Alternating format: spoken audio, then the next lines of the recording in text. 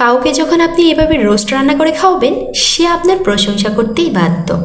আমার বাসায় যখন এটা রান্না করা হয় ঠিক তখন আর অন্য কিছুর প্রয়োজন হয় না, এটা দিয়েই সবাই অনেক মজা করে খেয়ে নেয়। হ্যালো এভরিওয়ান, আসসালামু আলাইকুম। আমি আপনাদের জন্য আজকে রোস্টের একটা রেসিপি নিয়ে এসেছি, আর সেটা কিভাবে করেছি ফুল প্রসেসে আজকে আপনাদের দেখাবো। এখানে আমি কয়েক টুকরা মাংস নিয়েছি, লেগ পিসও নিয়েছিলাম। তো এগুলোর উপর দিয়ে 1 চামচের মতো মরিচ, 1 চামচের মতো রসুন ও হালকা লবণ দিয়েছিলাম। তারপর দিয়ে দিচ্ছি 1 টুকরার মতো লেবু কুচি। লেবুটা আমি সুন্দর করে চিবিয়ে নিয়েছি।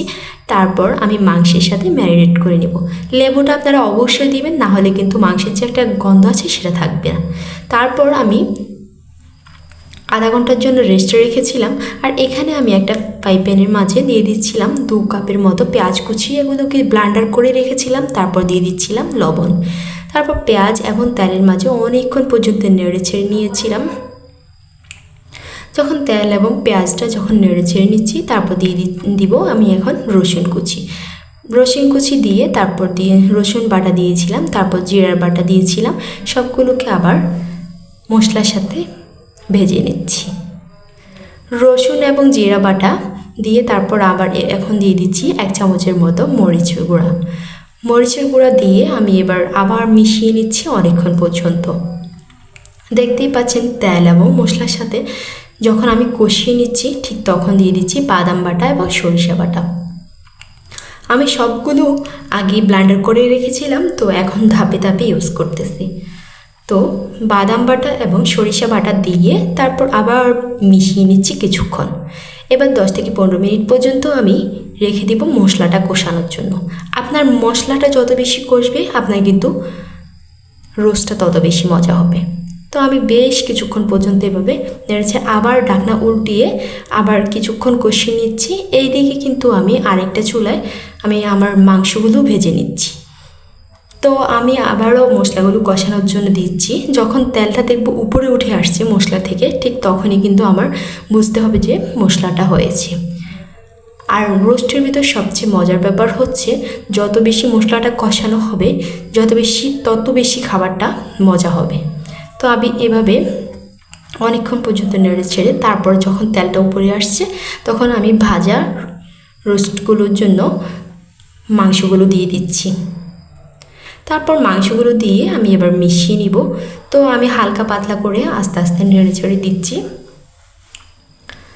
যখন মশলার মাঝে আমি মাংসটা দিয়ে দিচ্ছিলাম, তখন আবার কিছুক্ষণ নেড়ে ছেড়ে দিচ্ছি।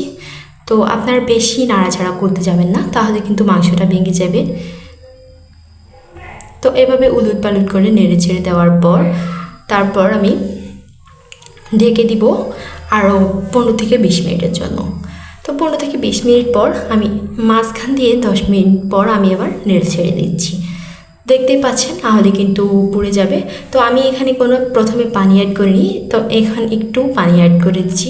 তো এটা দিয়ে কিন্তু মশলাটা কষাবো। তো এভাবে আমি আবার কিছুক্ষণ নেড়ে ছেড়ে এরপর উপর দিয়ে দিচ্ছিলাম দুধ। আমি 1 কাপের মতো দুধ দিয়েছি, দিয়ে আমি আবার নেড়ে ছেড়ে দিচ্ছি। মশলাটার সাথে দুধটা মিশিয়ে যাবে, তখন আমি আবার একটু নেড়ে ছেড়ে আমি দিয়ে ঢাকনাটা ডেকে আরও আধা ঘন্টা পর্যন্ত অপেক্ষা করব। তো এখন দিয়েছি আমি রোস্টের মশলার গুঁড়ো আমি এনে নিয়েছিলাম। তো এগুলো আমি এখানে 2 চামচের মতো দিয়েছি। দিয়ে আমি একটু নেড়ে ছেড়ে দিব, দিয়ে আমি আবার ঢেকে দিব 10 থেকে 15 মিনিটের জন্য। তো দেখতেই পাচ্ছেন এর মাঝে কিন্তু আমার রোস্টটা প্রায় কাজ শেষ হয়ে এসেছে। তো এখন আমি টক দই দিয়ে দিয়েছি। তো দিয়ে আবার মশলাটা মিশিয়ে নিচ্ছি। তো দেখতেই পাচ্ছেন দইটা কিন্তু আমি শেষ পর্যায়ে দিব, তাহলে কিন্তু যে রোস্টের যে ঘ্রাণ আছে সেটা থাকবে। তারপর আমার রান্নাটা শেষ পর্যায়ে এখন দিয়ে দিচ্ছি আমি 2 চিমটির মতো আমি লেবু কুচি দিয়ে তারপর আমি নামিয়ে ফেলবো। তো দেখতেই পাচ্ছেন আমার রান্নাটা ডান। এখন উপর দিয়ে বেরেস্তা দিয়ে দিব। আমি পেঁয়াজ কুচি করে তারপর এগুলো ভেজে বেরেস্তা বানিয়ে নিয়েছি। তারপর এখন উপর দিয়ে সুন্দর করে ছড়িয়ে দিচ্ছি। তো আমার রান্নাটা আজকে কেমন হয়েছে আপনারা দেখতেই পাচ্ছেন, দেখতে যতটা লোভনীয় ঠিক খেতেও অনেক বেশি সুস্বাদু হয়েছে। আপনারা চাইলে কিন্তু এভাবে বাসায় বানিয়ে নিতে পারবেন। বিশ্বাস করেন, আপনারা একবার খেলে দ্বিতীয়বার আবার বানিয়ে খেতে ইচ্ছে করবে, এত বেশি মজা হয়েছে। আল্লাহ হাফেজ।